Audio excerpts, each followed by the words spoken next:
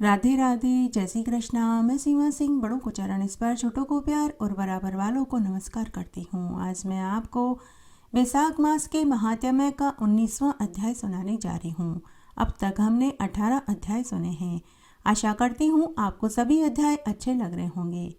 अगर आपको यह अध्याय अच्छा लगे तो इसे ज़्यादा से ज़्यादा लाइक करें, अपने दोस्तों रिश्तेदारों में ज़रूर शेयर करें ताकि उन्हें भी वैशाख मास के महात्म्य को सुनने का संपूर्ण फल प्राप्त हो।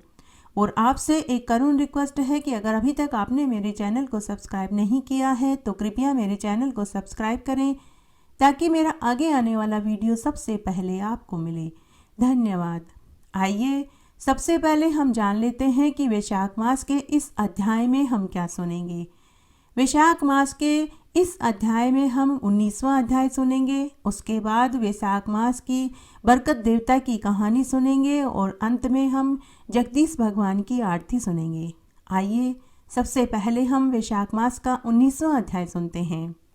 श्रुतदेव ऋषि राजा मिथिलेश से बोले कि हे राजन, आज मैं तुम्हें वैशाख मास के महात्म्य के फल को सुनाता हूँ। हे राजन, इस संबंध में मैं तुम्हें एक पुराना इतिहास सुनाता हूँ, तुम ध्यान से सुनो। पांचाल देश के एक राजा का नाम भूरियश था। उनके पुरुयश नाम का एक पुण्यात्मा, धार्मिक, सत्यवादी, बुद्धिमान पुत्र था। पिता के मरने के बाद राज्य का उत्तराधिकार पुरुयश के हाथ में आ गया। वह पुरुयश राजा अपनी प्रजा का पालन अपने पुत्र के समान ही करता था। वह धर्म पूर्वक व न्याय पूर्वक राज्य कर रहा था। प्रजा भी अपने राजा को पसंद करती थी, परंतु प्रारब्ध तो सबको भोगने ही पड़ते हैं। पूर्व जन्म के बुरे कर्मों का फल तो हर किसी को भोगना ही पड़ता है। हे राजन, उस पुरुयश के भी कुछ कर्म दोष थे जिनका दंड उसे भुगतना पड़ रहा था। हे राजन, पूर्व जन्म में पुरुयश ने जलदान नहीं किया, इस कारण उसका राज्य उससे छिन गया। उसकी संपत्ति, वैभव, धन सब नष्ट हो गए। राज्य पर अकाल पड़ गया। जब पड़ोसी राजा ने उस पुरुयश को बलहीन देखा तो शत्रु राजाओं ने उसके राज्य पर आक्रमण करके उसका राज्य, धन, वैभव सब छीन लिया। बेचारा वह राजा पुरुयश अपनी पत्नी व पुत्रों को लेकर जान बचाकर भाग गया और पर्वतों की गुफाओं में जाकर शरण लेना पड़ा। राजा पुरुयश ने वहां 53 साल तक बड़ी कठिनाई से दिन बिताए। तब एक दिन राजा के मन में विचार आया कि मैंने अच्छे कुल में जन्म लिया, न मैंने कभी किसी का दिल दुखाया, न ही किसी का धन हड़प किया। मैंने धर्म पूर्वक व नीति संगत राज्य किया था। फिर मेरा पौरुष कहाँ चला गया? मैंने ऐसा कौन सा पाप किया जिसकी मुझे यह सजा भोगनी पड़ी, जिससे मेरा राज्य, सुख, धन, वैभव सब छिन गया और मुझे इस वन में कठिन दुख भोगना पड़ रहा है। तभी राजा को अपने गुरु की याद आई। राजा अपने गुरु की स्तुति करने लगा। राजा के इस तरह भक्ति पूर्वक गुरु की स्तुति करने से वहां 2 मुनीश्वर, याज और उपयाजक नाम के गुरु उपस्थित हो गए। जैसे ही राजा ने उन गुरुओं को देखा तो राजा को महान आश्चर्य हुआ। राजा ने खड़े होकर भक्ति पूर्वक शीश नवाया और उनका आदर सत्कार किया। वनवास में दुखी, राज चिन्हों से हीन, फटे वस्त्र, उलझे बालों में वह राजा करुण रुदन करने लगा और उन मुनिवरों के चरणों में गिर पड़ा। तब उन मुनियों ने राजा को उठाया। उसके बाद राजा ने कंद, मूल, फल आदि देकर मुनियों की पूजा करी। तब उन मुनियों ने राजा से पूछा कि अरे राजन, जो भी तेरे मन में है निसंकोच होकर हमसे कहो, हम तेरे दुख को दूर करने के लिए ही आए हैं। तब वह पुरुयश राजा मुनियों से बोला कि हे मुनिवरों, मैंने अच्छे कुल में जन्म लिया। मैंने हमेशा ब्राह्मण, साधु, सन्यासियों, पितरों, देवताओं, योग्य पंडितों का पूजन किया और खूब दान दक्षिणा दी। मैंने कोई ऐसा पाप कर्म नहीं किया कि जिसकी मुझे ऐसी सजा मिली। मैंने प्रजा का पालन भी पुत्र के समान ही किया। निर्धनों, गरीबों, जरूरतमंदों को हमेशा मैं अन्न, वस्त्र, रुपया दान करता रहा। मैंने नगर में कुएं, तालाब, प्याऊ, बावड़ी, बाग बगीचे लगवाए। प्रभु की भक्ति में मैं हमेशा लीन रहा। फिर मेरे कौन से पाप कर्म से मेरी यह दशा हुई। मेरा सारा वैभव, धन, राज्य सब छिन गया। शत्रुओं ने मेरे राज्य को मुझसे छीन लिया। मेरे मंत्री, प्रजा सब मुझसे दूर हो गए। मुझे वन में कठोर दुख भोगना पड़ रहा है। मेरे भाई, बंधु, परिवार कोई नहीं है। मैंने निष्पाप होकर राज्य किया, फिर क्यों मेरे राज्य पर अकाल पड़ा।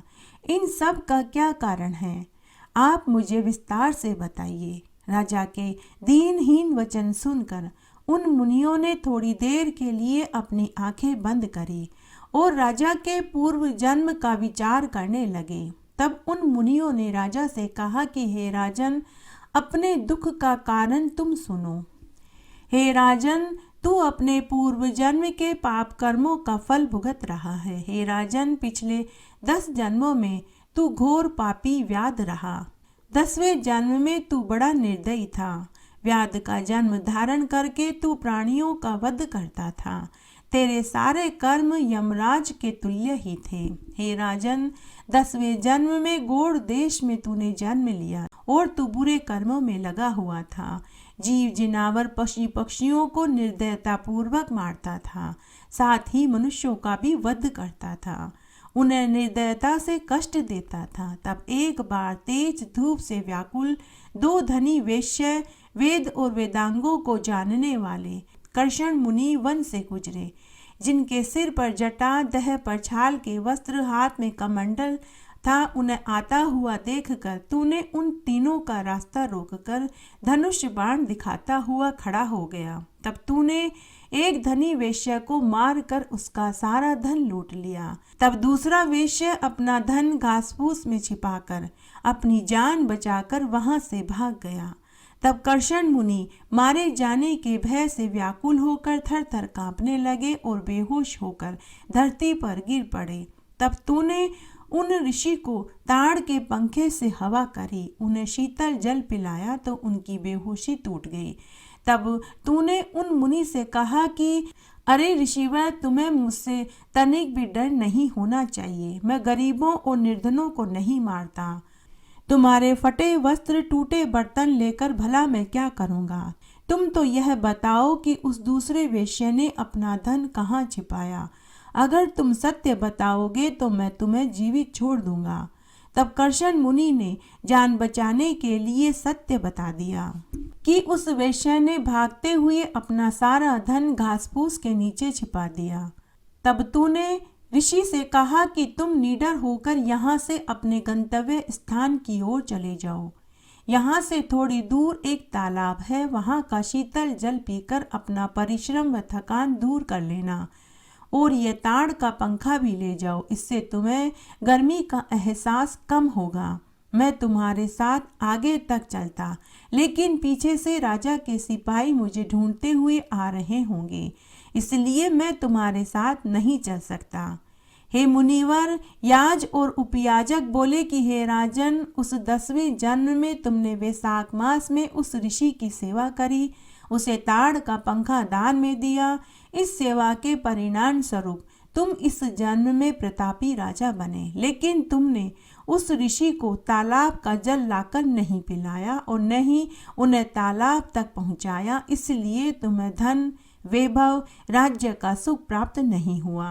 हे राजन, यदि तुम अपना सारा वैभव, अपना धन, राज्य पुनः चाहते हो तो तुम वैशाक्त धर्म का पालन करो, तुम्हें संपूर्ण सुख प्राप्त होगा। हे राजन, इस मास का नाम माधव मास है और तृतीया तिथि अक्षय तृतीया कहलाती है। इस दिन किया गया दान, व्रत, सेवा अक्षय फल होकर देती है। इसलिए हे राजन, अक्षय तृतीया के दिन दूध देने वाली गाय बछड़ा सहित योग्य ब्राह्मण को दान में दो तो तेरा सारा कोष पुनः भर जाएगा।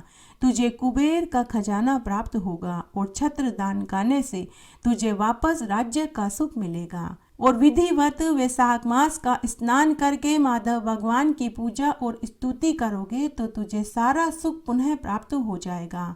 और हे राजन, विष्णु भगवान की सोने चांदी की दिव्य प्रतिमा दान करने से तेरी ही विजय होगी। 10 दिशाओं में तेरा यश कीर्ति फैलेगा। हे राजन, अगर तेरी इच्छा दीर्घायु, शतायु, पुत्र प्राप्त करने की है तो तू प्राणियों के लिए प्याऊ लगवा। हे राजन, वे शाक्त धर्म व सब कर्मों को करने से सब तुझे चाहने लगेंगे। वे सब जो तेरे विरोधी हो गए हैं वे सब तेरे वश में होंगे। ऐसा कहकर मुनिवर याज और उपयाजक अपने लोक में चले गए।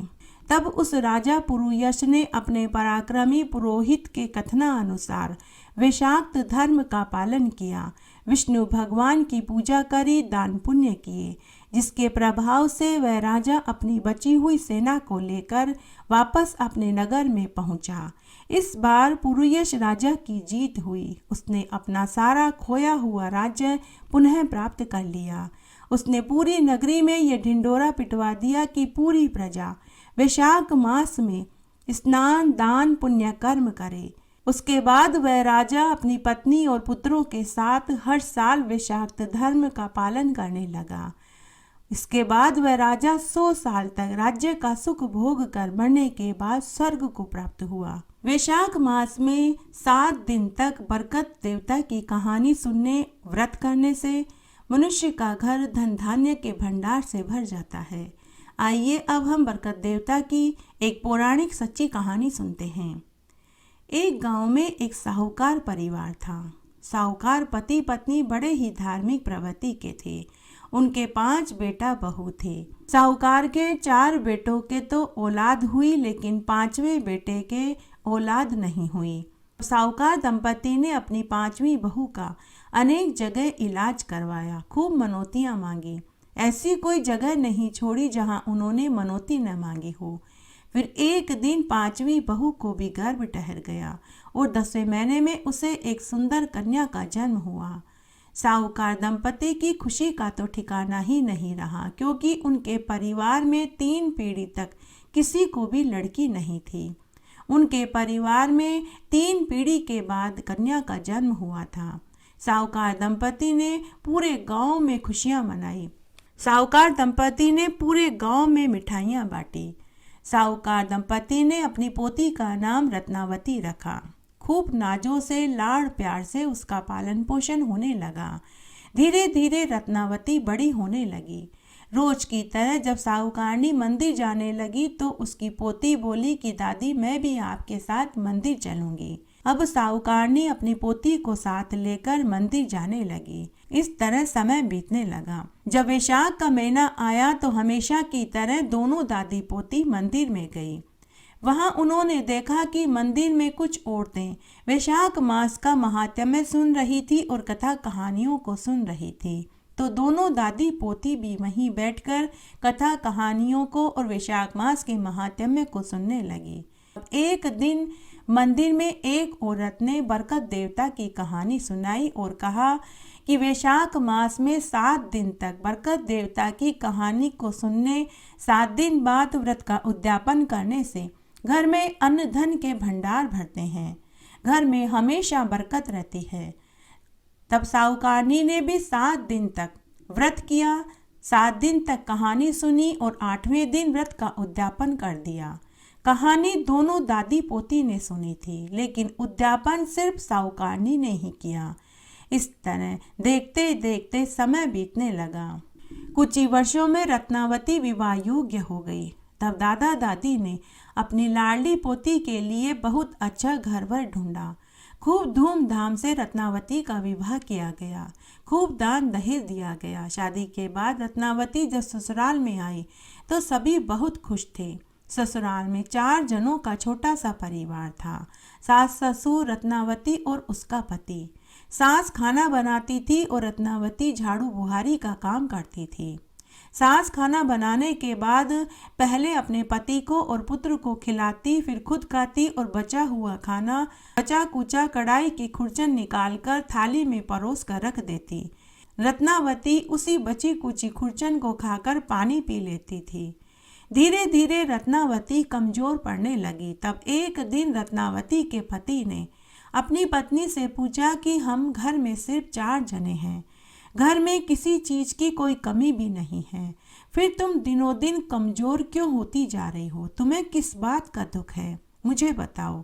तब रत्नावती अपने पति से बोली कि आपकी माँ आप सभी को भर पेट भोजन खिलाती है और मुझे बची कुची कढ़ाई की खुरचन परोस कर देती है। मुझे खाने को ही नहीं मिलता तो कमजोर और थक तो जाऊंगी ही। तब उसके पति ने कहा कि मेरी माँ ऐसा क्यों करेगी? ऐसा करना, कल से तुम मेरी थाली का भोजन करना, मैं तुम्हारा परोसा हुआ भोजन खाऊंगा। दूसरे दिन से रत्नावती का पति कोई न कोई बहाना बनाकर खाने की थाली को खुद के कमरे में लाने लगा। कभी कहता मेरे सिर में दर्द है, कभी कहता मुझे अभी भूख नहीं है, बाद में खाऊंगा। इस तरह अच्छा खाना अब रत्नावती खाने लगी और खुरचन व बचा कुचा खाना रत्नावती का पति खाने लगा। धीरे धीरे रत्नावती के पति का भी स्वास्थ्य बिगड़ने लगा। रत्नावती का पति कमजोर पड़ने लगा।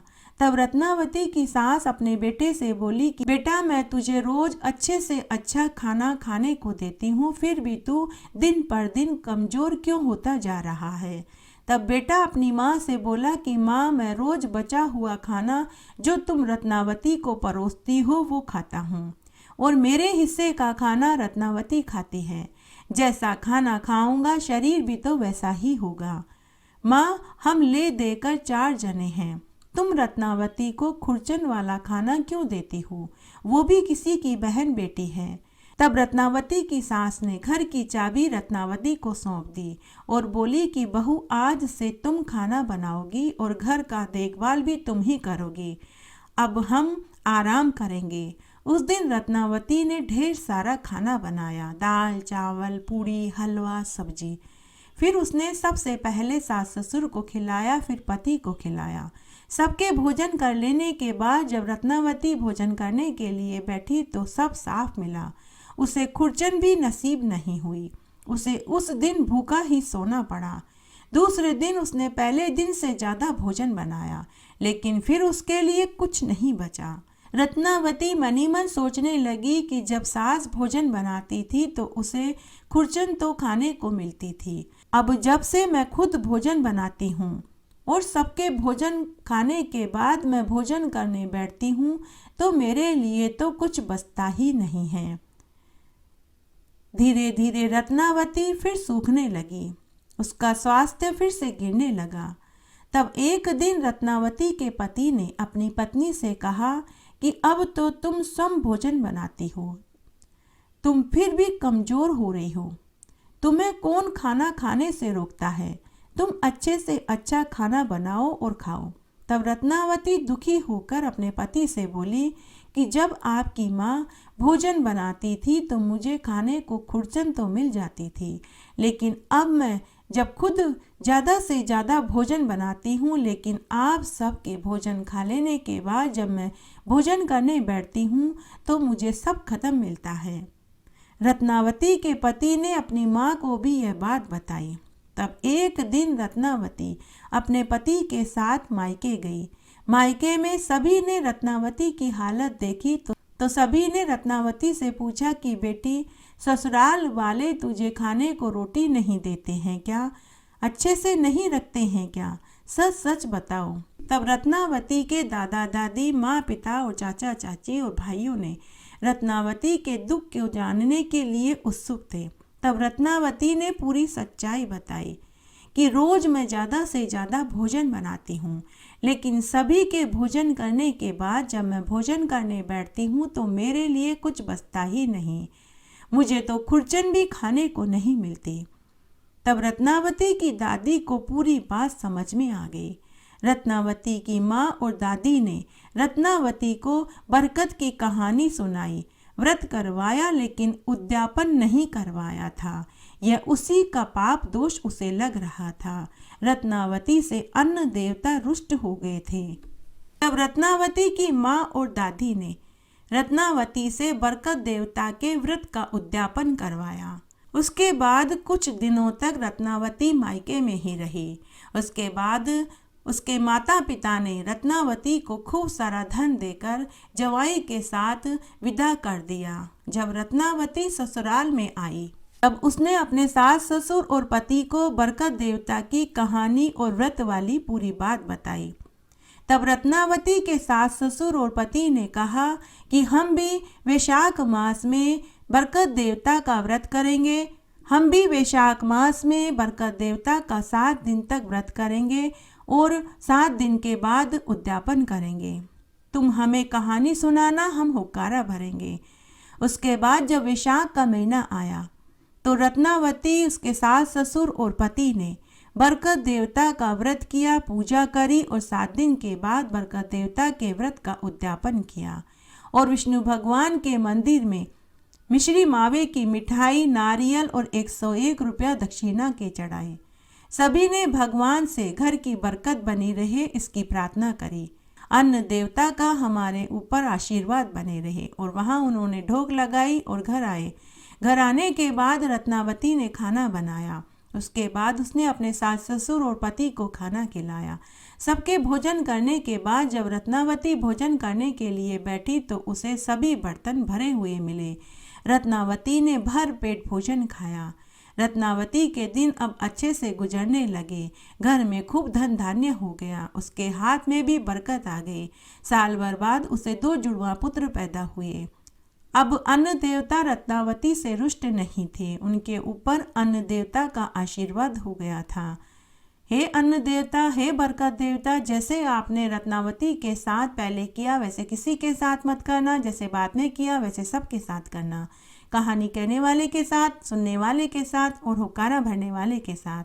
घटती हो तो पूरी हो, पूरी हो तो परवान चढ़े, भूले बिसरे नाम तेरे भंडार में भरे। आइए इस अध्याय में हम वैशाख मास के स्नान की एक पौराणिक कहानी सुनते हैं। पूरे वैशाख मास में भगवान विष्णु के तुलसी चरणामृत को पीने, सिर पर धारण करने का चमत्कारी फल मिलता है। इस अध्याय में आज हम उसी कहानी को सुनेंगे। एक नगर में एक साहूकार परिवार था। उनके मुखिया का नाम गोवर्धन दास और पत्नी का नाम मीनाबाई था।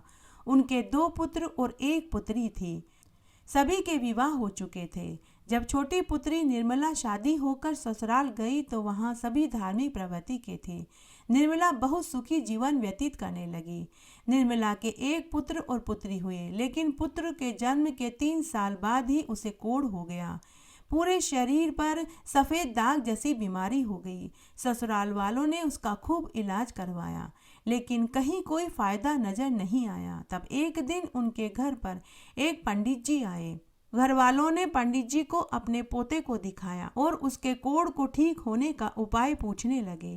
पंडित जी ने कहा कि वैशाख मास आने वाला है, आप सभी वैशाख मास का स्नान करो और भगवान विष्णु के तुलसी चरणामृत को सिर पर धारण करो। रोज तुलसी चरणामृत को पियो और अपने पुत्र को भी तुलसी चरणामृत पिलाओ और इसके कोढ़ वाली जगह भी तुलसी चरणामृत लगाओ।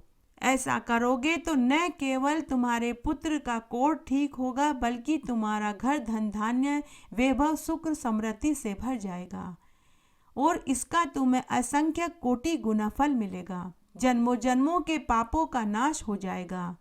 इस जन्म के सभी सुख और मरने के बाद वैकुंठ का वास मिलेगा।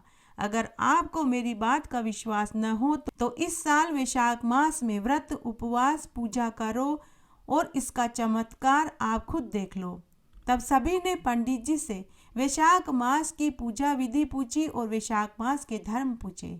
उसके बाद जब वैशाख का महीना आया तो पूरे परिवार ने वैशाख मास का स्नान किया, व्रत किया, ब्रह्मचर्य का पालन किया और तुलसी चरणामृत को पीने लगे, सिर पर धारण करने लगे और अपने बेटे को, जिसके कोढ़ हो रहा था, उसे भी तुलसी चरणामृत पिलाया। उसके पूरे शरीर पर तुलसी चरणामृत लगाया। इस तरह पूरा 1 महीना बीत गया। महीना खत्म होते होते निर्मला को चमत्कार दिखाई देने लगा। उसने देखा कि उसके पुत्र का कोढ़ धीरे धीरे ठीक हो रहा था। निर्मला ने अपने सास ससुर और पति को इसके बारे में बताया। सभी ने भगवान विष्णु को दिल से धन्यवाद दिया। फिर उन्होंने वैशाख मास की पूर्णिमा के दिन 5 पंडितों को जोड़े से भोजन खिलाया और खूब दान दक्षिणा दी और पूरे गांव में प्रसादी का वितरण किया। निर्मला के ससुराल के सभी लोगों ने इसका चमत्कार देखा। निर्मला की ननद का कहीं विवाह नहीं हो रहा था। वैशाख मास का स्नान करने से और व्रत करने से शीघ्र ही उसके विवाह के रिश्ते भी आने लगे। फिर एक दिन अच्छे घर में ननद का विवाह भी हो गया। घर में खूब धन धान्य के भंडार भर गए। फिर एक दिन निर्मला अपने पुत्र को लेकर मायके आई।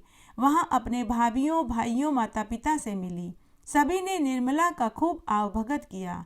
सभी ने निर्मला से बेटे की बीमारी ठीक होने का कारण पूछा। तब निर्मला ने उन्हें पूरी सच्चाई बताई। सभी को महान आश्चर्य हुआ। रात्रि में जब सभी खाना खाकर सो गए, तब निर्मला अपने माता पिता के पास बैठकर बातें कर रही थी। निर्मला की माँ ने कहा कि बेटी, तेरे छोटे भाई की शादी को 10 बरस हो गए हैं। सभी डॉक्टर, वैद्य, नीम, हकीम को दिखाया, खूब इलाज करवाया, लेकिन तेरी भाभी को कोई औलाद नहीं हुई। हमारी तो उम्मीद ही टूटती जा रही है। और तेरे बड़े भाई की कोई पक्की नौकरी नहीं है। दोनों ही तेरे भाई दुखी जीवन जी रहे हैं। एक को औलाद नहीं तो एक को नौकरी नहीं। हम दोनों क्या करें? सभी पंडितों को तेरे भाइयों की जन्मपत्री भी दिखाई, लेकिन कोई उम्मीद नजर नहीं आ रही। तब निर्मला ने अपने माता पिता से कहा कि आप चिंता न करें, अगले साल जब वैशाख का महीना आएगा तो आप सभी वैशाख मास का स्नान करना, व्रत करना और भगवान विष्णु के तुलसी चरणामृत को पीना और सिर पर धारण करना। आप सबको इसका चमत्कार जरूर देखने को मिलेगा। माँ, बाबूजी, सब ठीक हो जाएगा। जो पुण्य फल मुझे वैशाख मास का स्नान और व्रत करने का मिला, आपको भी जरूर मिलेगा। इस तरह समय बीतने लगा। जब अगले साल वैशाख का महीना आया तो निर्मला अपने मायके में पहुंची और अपने माता पिता को वैशाख धर्म बताया और वैशाख मास का स्नान, व्रत और पूजन अपने दोनों भाइयों और माता पिता से भी करवाया। निर्मला ने अपने भाइयों और माता पिता से खूब दान पुण्य भी करवाए। साथ ही और पूरे वैशाख मास में बड़ पीपल, आंकड़े, केले, पलाश और बेलपत्र के पेड़ को सिंचवाया, सूर्य नारायण भगवान को अर्घ्य दिलवाया और तुलसी जी में सुबह शाम दियाबाती करवाए। पूरे 1 महीने तक सभी वैशाख धर्म का पालन करते रहे। तब वैशाख मास की पूर्णिमा के दिन निर्मला ने अपने माता पिता, भाइयों और भाभियों से इसका उद्यापन करवाया। 5 जोड़ा जोड़ी ब्राह्मणों को भोजन खिलाकर उन्हें खूब दान दक्षिणा दिलवाई। इस तरह निर्मला सभी कार्य संपन्न करवा के पुनः अपने ससुराल में आ गई। 6 महीने के बाद निर्मला के माता पिता ने निर्मला को उसके ससुराल में संदेश भिजवाया कि उसकी छोटी भाभी पेट से है और बड़े भाई को बहुत अच्छी नौकरी मिल गई है। 9वें महीने में निर्मला की भाभी ने 2 जुड़वा पुत्र पैदा किए। निर्मला ने अपने दोनों भतीजों का नाम राम और कृष्ण रखा। घर में खूब धन वैभव हो गया और वे सभी जीवन का सुख भोग कर मरने के बाद वैकुंठ को प्राप्त हुए। यह वैशाख मास के स्नान और व्रत करने का महात्म्य है। आइए अब हम जगदीश भगवान की आरती सुनते हैं। वैशाख मास में कथा, कहानियां और महात्म्य सुनने के बाद आरती जरूर बोलनी चाहिए।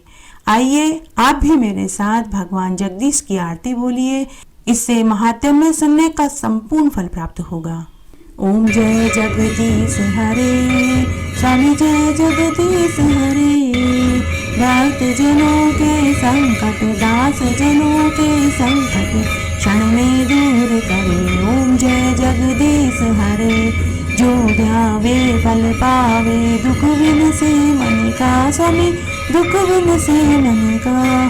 सुख संपत्ति घर आवे, कष्ट मिटे तन का। ओम जय जगदीश हरे। बात बितात मेरे, शरण गऊँ किसकी। स्वामी शरण गऊँ किसकी। तुम बिन और न दूजा, आस करूँ जिसकी। ओम जय जगदीश हरे। तुम पूर्ण परमात्मा, तुम्हें अंतर्यामी। स्वामी तुम्हें अंतर्यामी। पार ब्रह्म परमेश्वर, तुम सबके स्वामी। ओम जय जगदीश हरे। तुम्हें करुणा के सागर, तुम पालन करता। स्वामी तुम पालन करता। मैं मूर्ख घन कामी, कृपा करो भरता। ओम जय जगदीश हरे। तुम हो एक अगोचर, सबके प्राणपति। स्वामी सबके प्राणपति। किस विध मिलूं दया में, तुमको मैं कुमति। ओम जय जगदीश हरे। दीन बंधु दुख हरता, तुम ठाकुर मेरे। स्वामी तुम रक्षक मेरे। अपने हाथ उठाओ, द्वार पड़ा तेरे। ओम जय जगदीश हरे। विषय विकार मिटाओ पाप हरो देवा। स्वामी पाप हरो देवा। श्रद्धा भक्ति बढ़ाओ संतन की सेवा। ओम जय जगदीश हरे।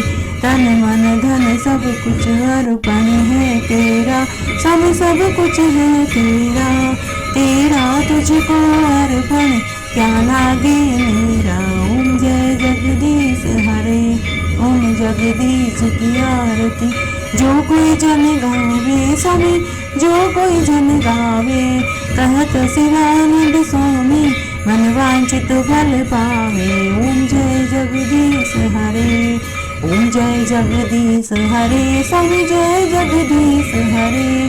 भक्त जनों के संकट दास जनों के संकट क्षण में दूर करे। ओम जय जगदीश हरे। इस तरह आज हमने वैशाख मास का 19वां अध्याय सुना। आशा करती हूँ ये आपको जरूर पसंद आएगा। मेरे साथ बने रहने के लिए आपका धन्यवाद। आगे आने वाली कथा कहानियों के लिए भी आप इसी तरह मेरे साथ बने रहें। धन्यवाद।